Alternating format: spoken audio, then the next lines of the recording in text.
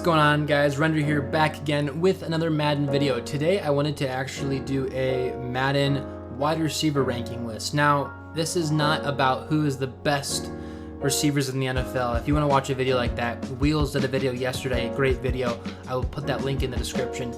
Mine is strictly for who are going to be the best receivers in Madden Ultimate Team this year. So that will be a completely different list than who's actually the best. Because just because you're the best doesn't mean that you are a must-need card in Madden. I think we all can agree with that. So without further ado, let's get into this. This isn't all the receivers in the league. This is kind of like the top ones that I found for EA and their ratings for Madden 21. So it's not perfect by any means, but I will do my best with this. So let's get started. We do have must-need category, they're great in real life category, competent, one-trick pony, helps overall, and quick sell for training. I think you all will know what that means. So AJ Brown, I'm going to say, is a competent receiver. I think he's a very good receiver. I don't want to call him a one-trick pony because I think he's not just a deep threat.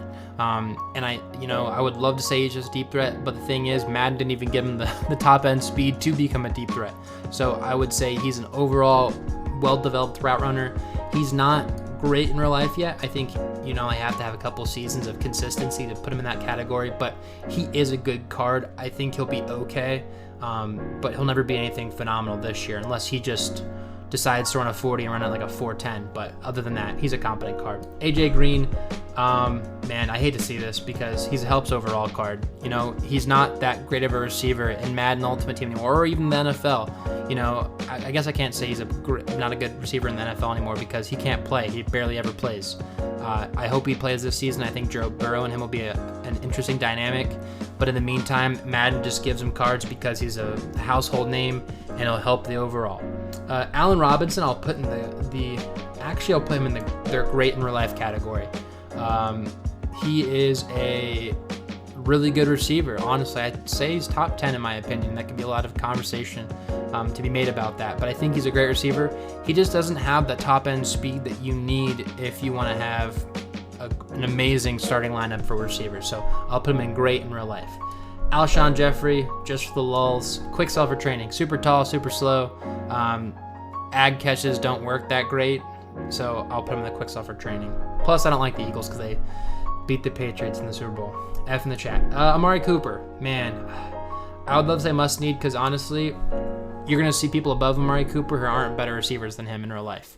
But this isn't real life. This is Madden Ultimate Team, right? And so I'm going to put him in the great in real life category. He is a phenomenal receiver, in my opinion, top 5, but he just doesn't have that high-end speed that you need in Madden Ultimate Team. Brandon Cooks, he is a must-need at the beginning of the year. He's not going to be an amazing card that you need all year long. Maybe he is. Maybe he has a phenomenal year with the Texans. That'd be a really cool thing with him and Deshaun Watson, but he's a must-need at the beginning of the year. For a lot of people, a budget beast will be him that you can use in solo challenges, even in head-to-head at the start of Madden. He'll have great speed, and he won't be hard to acquire. So Brandon Cooks is a must-need at the beginning of the year. Curtis Samuel, I will call him a one-trick pony. Very, very high-end speed, 95 for the 21 rating, I believe. So he will be really quick at the beginning of Madden. He just won't have any catching stats that are off the books or off the charts, if you will. So in the time being, he's a one-trick pony. Devontae Adams, he is great in real life. He is an amazing receiver. Some say he's the best receiver in the NFL. I don't agree with that, but I think he is easily top 5. Just doesn't have the high-end speed that you desperately need in Madden Ultimate Team. Deshaun Jackson, he will be... I'm going to put him in the competent category. I don't want to say he's a one-trick pony because I think he's better than that. He has established himself as better than just a one-trick pony, but he's not great in real life. He's past his prime in his career, and I think he acknowledges that, so I'll put him in the competent category. We have Devontae Parker. Devontae Parker actually really stepped it up last season. We call him the fantasy Bigfoot because he very rarely shows up, but he kind of turned things around. I'll put him in the competent category. Obviously not above Deshaun Jackson, come on. But he is very competent. I'm excited to see what he does this year for Miami. DJ Chark, I will put him in I'm going to put him in the competent category.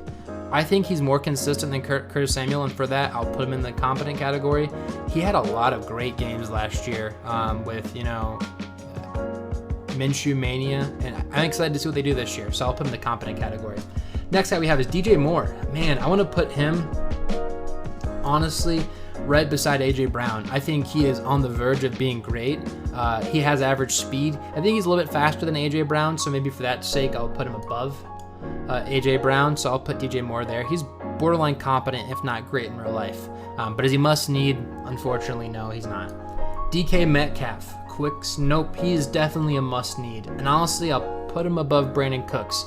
DK Metcalf is incredibly tall, incredibly fast, incredibly strong. He is like you go into franchise mode and you make just the most overpowered receiver. That's DK Metcalf, and he's better than what people thought he was going to be. And I think he will be an amazing Madden Ultimate Team card this year. Julian Edelman, oh boy, huge Patriots fan. I'm going to put him in the helps overall because he'll get good cards because he's a good receiver, but he's without Tom. He'll be interesting with Cam Newton, but he's just not a card you want to have in Madden unless you're doing a theme team. By the way, how cool would be a Patriots theme team this year with Cam Newton as one of your options? I think that makes it really cool to have a Patriots theme team this year. Emmanuel Sanders, I'm going to say helps overall. He's a good receiver, but, not fast, won't have amazing stats. He'll be a guy that gets a good card because he's well-known, and he'll help with your team. Chris Godwin, I'm going to say he's great in real life. I think he's a really good deep threat, and Tom Brady will make him even better this year. But overall, I just don't think he's a must-need category because he doesn't have that speed quite yet. Next guy we have is Golden Tate. Golden Tate will quick sell for training because he's not a good player. He is past his prime. The Giants signed and gave him way too much for that contract, and they will instantly regret it. So quick sell for training. Marquise Hollywood Brown, I'm going to put in the competent category. I think he had way too many amazing games last year to put him in one-trick pony. I think if he stays healthy, he could easily be a great receiver in the next couple years, especially with the young Lamar Jackson and that young cast that is occurring and growing in Baltimore. I'm excited to see what happens with Marquise Brown. DeAndre Hopkins, man, I want to say must need because he's that good of a receiver in real life, but he's great in real life. I wish I could put he's God tier in real life because he is that, but he's just not super fast in Madden Ultimate Team, and so you'll see him on teams with theme teams, but otherwise he's very average at best. Juju, I will say Juju will be great in real life, or he is great in real life. I think Big Ben coming back will instantly help his draft stock and just overall play for the Steelers. Obviously it went down when you have Duck Hodges and the guy that got his head bashed in by Myles Garrett playing. I mean, obviously he's not going to be as good a receiver because no one's throwing to him as competent. So I'm excited to see what he does this year with this for sure. Julio, again, they're great in real life, but they're not super fast. So they're not like cards that you are just going to absolutely need on your roster. Again, unless you're doing a theme team. Completely different story. Keenan Allen, he is great in real life, and I'll put him above that. I'm trying to rank these a little bit better. I'm going to put it like that for the time being. But Keenan Allen, phenomenal receiver, just doesn't have an amazing speed. So yeah, I'll leave it at that. This is Kenny Galladay. I'll put him in the great in real life too. He's a really good receiver. Matt Stafford and him are a great duo in addition to Marvin Jones, who we'll talk about in a second. But again, just doesn't have the amazing speed. He's super tall though, so that does make him more of a competent card, if you will. We have Cooper Kupp. He will be definitely competent in my opinion.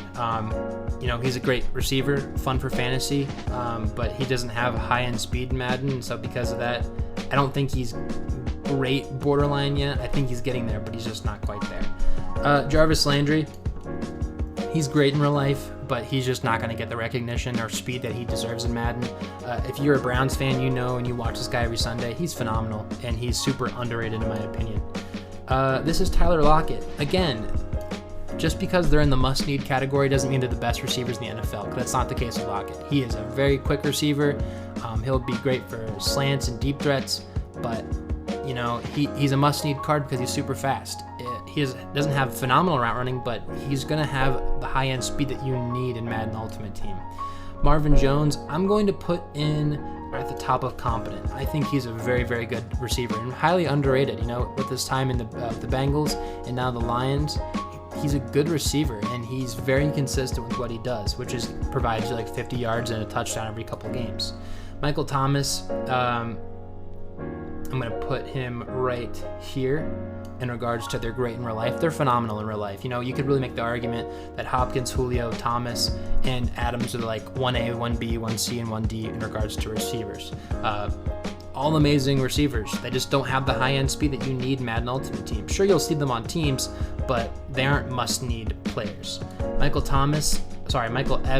Evans, I'm going to put him at, again, they're great in real life, but they just don't have the high-end speed that people want, right? So I'll keep it at that. OBJ, I think he has fast enough speed. I think OBJ is faster than these guys right here, and because of that, he will be a must-need card. He'll have higher-end speed, and he'll be a very competent card that everyone's going to have on their team at one point in the season.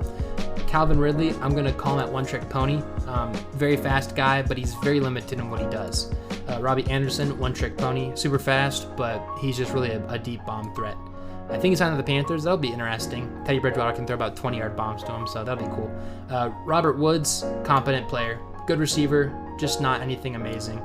Adam Thielen, you know, they're great. He's great in real life. Oh, wow, I just embarrassed myself there. That's Stephon Diggs. Stephon Diggs is faster and therefore needs to be in the must-need. He has good speed, great speed, and I think he has just high enough speed where people are going to want him on your team. We have Cortland Sutton, which is an interesting player. I'm going to put him at competent. I'm going to put him in the same ballpark as these guys right here, though. Very young and has a bright future ahead of him, just not quite there yet to being great. Scary Terry is next, and I'm going to say he's must-need. Again, he's not the best receiver in the league. Heck, you could probably say he's not even top 10, but he's super fast, has great route running ability, and he played well, had over 1,000 yards in the season with Dwayne Haskins throwing to him. And if you saw how Dwayne Haskins played last year, you'd be surprised that Scary Terry had over 1,000 yards. So I'll just leave it at that. Adam Thielen, he's great, but average speed, right?